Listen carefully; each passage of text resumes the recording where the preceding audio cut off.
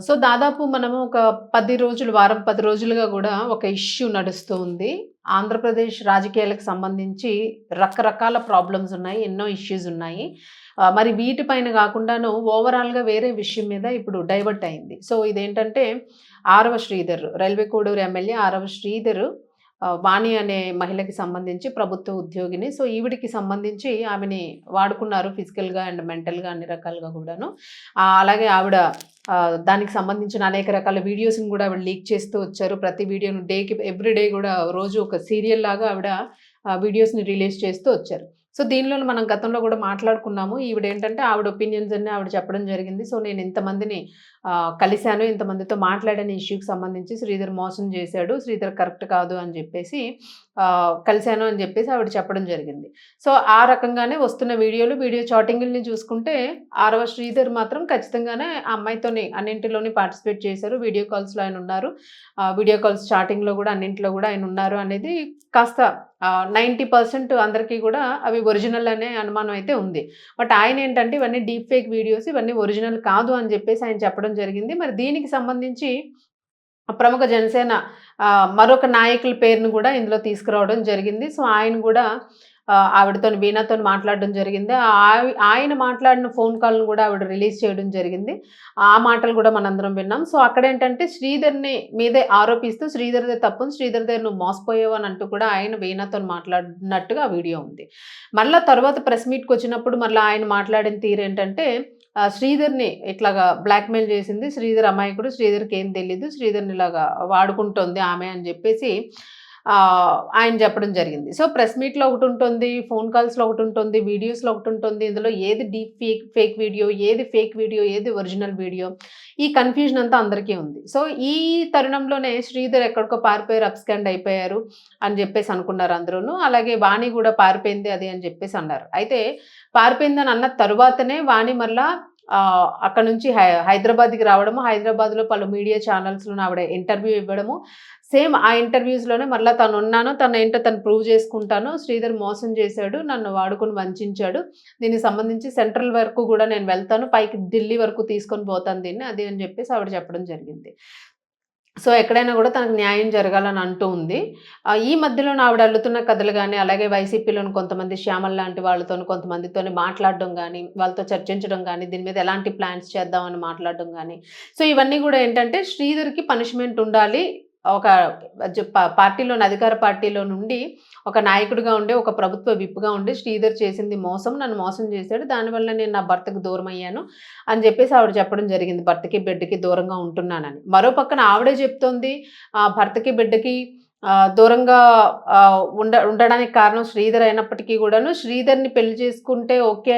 పెళ్ళికి ప్రోత్సహిస్తూ గూడా తల్లిదండ్రులు అలాగే తల్లిదండ్రులంటే ఆమె కుటుంబ తరఫు బంధువులు, వాణికి సంబంధించి హస్బెండ్ గూడాను ఎవరైతే ఇప్పుడున్నారో ఆయన గూడాను పెళ్లి చేసుకుంటానని అనేటప్పుడు తప్పు చేస్తుందని తెలిసినప్పుడు ఎన్ని రోజులు అటువంటి వారితో ఉంటాము అని జెప్పేసి ఆయన గూడా డివోర్స్ తీసేసుకొని పెళ్లి చేసుకోమని ఆయన గూడా ప్రోత్సహించారన్నట్టుగా ఓ పక్కన చెప్తున్నారు. సరే రకరకాలుగా ఈవిడ ఎన్నో రకాల కథనాలనైతే చెప్పుకుంటూ వచ్చారు. మొత్తానికి లాస్ట్‌కేంటంటే ఇది ఎక్కడి వరకు చేరిందంటే ఇలా అటు ఇటు మొత్తం చుట్టూతా తిరిగి ఆరవ శ్రీధర్‌కి సంబంధించి మాత్రము జనసేన పార్టీలోని త్రిసభ్య కమిటీనైతే వేశారు. ఈరోజు విచారణ అయితే కొనసాగుతుంది. దానికి సంబంధించి ఇంకా పూర్తిగా అప్డేట్ ఇంకా మనకి రాలేదు ఇప్పుడు. ఎందుకంటే ఇప్పుడు ఆల్‌మోస్ట్ 4:30, 5 అవ్వొస్తుంది. సో, ఇప్పటి వరకు మనకి ఎలాంటి అప్డేట్ రాలేదు. పార్టీ నుంచి అప్డేట్ వస్తేనే గాని మనం దానికి సంబంధించి అప్డేట్ పూర్తిగా ఇవ్వలేము. ఈలోపే వీణ ఒక వీడియో రిలీజ్ చేశారు. ఏంటంటే మొన్నటి వరకు గూడా వైసీపీ సపోర్ట్ కోసం ట్రై చేశారు ఈవిడ. ట్రై చేసిన తర్వాత మళ్ళా రకరకాల యూ టర్న్స్ తీసుకొని, ఆవిడ చెప్పింది ఆవిడకే పొంతన లేకుండా, ఆవిడకే ఒక క్లారిటీ లేకుండా, ఇప్పుడు పవన్ కళ్యాణ్ గారు చాలా మంచోళ్ళు, జనసేన పార్టీ చాలా మంచిది, నాకు చాలా గౌరవం ఉంది పార్టీ అంటే, ఆయన చాలా గౌరవమైన వ్యక్తి. అటువంటి పవన్ కళ్యాణ్ గారి మీద మచ్చబడుతోంది శ్రీధర్ లాంటి వారి వల్ల అని జెప్పేసి చెప్పడం ఒక ఆశ్చర్యాన్ని కలిగిస్తుంది. సో, అసలు అంటే ఈవిడకి ఏం గావాలి? ఈవిడ ఏం జేయాలనుకుంటోంది? ఒక పక్క జనసేన నాయకులతో మాట్లాడిన ఆడియోలు రిలీజ్ చేస్తా ఉన్నారు. జనసేన నాయకులు వీడియోలు రిలీజ్ చేస్తా ఉన్నారు. ఒక పక్క పవన్ కళ్యాణ్ చాలా మంచోళ్ళు అంటుంది. సో, నిజంగానే ఒక మహిళగా ఒక కుటుంబ పరంగా ఆవిడ సెటిల్ అవ్వాలి అని అనుకుంటే ఇది ఇంటర్నల్‌గా నీట్‌గా మాట్లాడుకొని సెట్ చేసుకునే అంశము అని చెప్పేసి చాలామంది నిపుణులు అంటూ ఉన్నారు. ఇంత రచ్చకీడ్చాల్సిన అవసరం లేదు. రాజకీయంగా దీన్ని కుదపాల్సిన అవసరం లేదు. ఇది పూర్తిగా ఓవరాల్‌గా రాజకీయంలో గూడా ముఖ్యంగాను జనసేన పార్టీని ఎన్నో ఏళ్లుగా జాగ్రత్తగా నిలబెట్టుకుంటూ వచ్చిన పవన్ కళ్యాణ్ గారికి చాలా మచ్చగా తయారైంది. ఎందుకంటే పవన్ కళ్యాణ్ గారి పార్టీలో ఉన్న వ్యక్తులు ఇటువంటి వారా? ఇలాంటి వ్యక్తులను ఆయన ఎన్నుకున్నారు అని చెప్పేసి వీళ్ళు చేసిన తప్పులకి ఓవరాల్‌గా ఎళ్లి అంటే ఇప్పుడు ఇంట్లోని పిల్లలు తప్పు చేస్తే తల్లిదండ్రుల పెంపకం సరిగ్గా లేదు అని అనేస్తారు ఒక మాట. బట్ తల్లిదండ్రులు ఎంత జాగ్రత్తగా పెంచినా సరే పిల్లలు ఎదిగిన తర్వాత వాళ్ళ మనోభావాలు, వాళ్ళ మైండ్ సెట్స్, వాళ్ళ ఆలోచనలు వేరేలాగా ఉంటాయి. వాళ్ళకి నచ్చిన నిర్ణయాలు వాళ్ళు తీసుకునే ప్రయత్నం చేస్తూ ఉంటారు. ఎదురు తిరిగితే వాళ్ళు రకరకాల ఆహ్, సూసైడ్స్ అనో, బెదిరింపులని ఏవేవో బెదిరింపులు చేస్తూ ఉంటారు తల్లిదండ్రుల్ని. సో, అట్లాంటప్పుడు తల్లిదండ్రులు కూడా పిల్లలకి నచ్చినట్టు ఏదో ఒకటి చేయాలని వాళ్ళు ప్రయత్నం చేస్తారు. ఎందుకంటే అంత దూరం తీసుకెళ్ళలేక. సో, అలా అని తల్లిదండ్రుల పెంపకం బాగాలేదు అనేది మాత్రం కరెక్ట్ కాదు. సో, అట్లాగా అంటే ఒక ఎగ్జాంపుల్. సేమ్ అలాగనే ఇప్పుడు పార్టీలో ఉన్న నాయకులందరూ ఏదో చేస్తే పెంపకం బాలేదు అని చెప్పేసి పవన్ కళ్యాణ్ గారికి ఇదంతా ఆపాదించడం అనేది కరెక్ట్ కాదు. ఆ విమర్శలనేవి కరెక్ట్ కాదు. విమర్శలు చేయాల్సిన తప్పు ఎవరు చేశారు? శ్రీధర్ చేసింది ముమ్మాటికి తప్పు. ఆయన అసెంబ్లీలో ఉండి గూడా ఆయన కాల్ మాట్లాడడము ఆఫ్‌కోర్స్ ఇంటెన్షనల్‌గా ఆయన చాలా సెన్సిటివ్‌గా అయ్యుండొచ్చు. నిజంగానే మరి ఆయన ఏమైనా నిజంగానే ప్రేమించారేమో వీణాని. ఎంతో ఇష్టపడి ఉంటారు. మరి వీణాకి ముందర ఆల్రెడీ పెళ్ళిళ్ళు జరిగాయి అని జెప్పేసైతే ఆహ్, వార్తలు చాలా వరకు ఆవిడ మీద ఉన్న కేసు, ఫైల్స్, డాక్యుమెంట్స్ గూడా మన దగ్గర ఉన్నాయి. అవన్నీ గూడా ఆ డైవోర్స్ డాక్యుమెంట్స్, సెటిల్మెంట్ 5,00,000 ఆవిడ తీసుకున్నారు. ముందు భర్త దగ్గర అని జెప్పేసి పెళ్లి అవ్వకుండానే పెళ్లయిందని కేస్ ఫైల్ జేశారు డమ్మీతోని.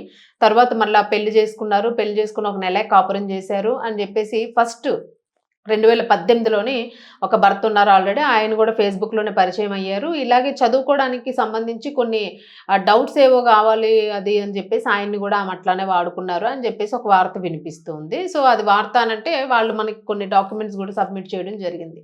సో, దీనికి సంబంధించి ఇలాంటి వార్తొస్తున్న తరుణంలోనే ఒకవేళ ఇది కాకుండా మళ్ళా ఆల్రెడీ ఇంకొక పెళ్లయింది. ఆయనతోని ఇంకొక బిడ్డ ఉన్నాడు. ఒక బాబు. సో, ఈ తరుణంలోనే మళ్ళా శ్రీధర్‌ని మళ్ళా ఫేస్‌బుక్‌లోని మళ్ళా ట్రాప్ జేసి శ్రీధర్‌తోని మాట్లాడడం ఇవన్నీ గూడా పూర్తిగా ఈవిడకి ఇదే ఒక హాబీ. ఇలా పక్కాగా ఇలాంటివన్నీ ప్లాన్ జేసుకుంటే ఈవిడ హాబీ అన్నట్టుగా ఓవరాల్‌గా అనలిస్టులు జెప్తున్న మాట. ఆవిడకొక అది హాబీలాగా అయిపోయింది.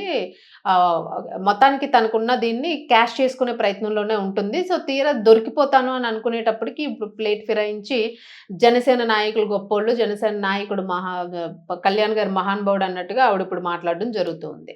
సో, ఏంటంటే ఇప్పుడు దొంగ ఎట్టాగైనా దొరికిపోతది గాబట్టి తప్పించుకునే ప్రయత్నం జేస్తోంది వీణ అనేది ఇక్కడ క్లియర్ కట్‌గా అర్థమవుతుంది. సో, ఎందుకంటే వీణకి బ్రెయిన్ ఎంత బాగా వర్క్ జేస్తుందో మిగిలిన వాళ్ళకి గూడా సేమ్ అంతే షార్ప్‌గా బ్రెయిన్ ఉంటుంది. ఆవిడేం జేస్తుంది ఏంటి అన్నది గూడా ఆ మాత్రం అవగాహనొస్తుంది అందరికీను.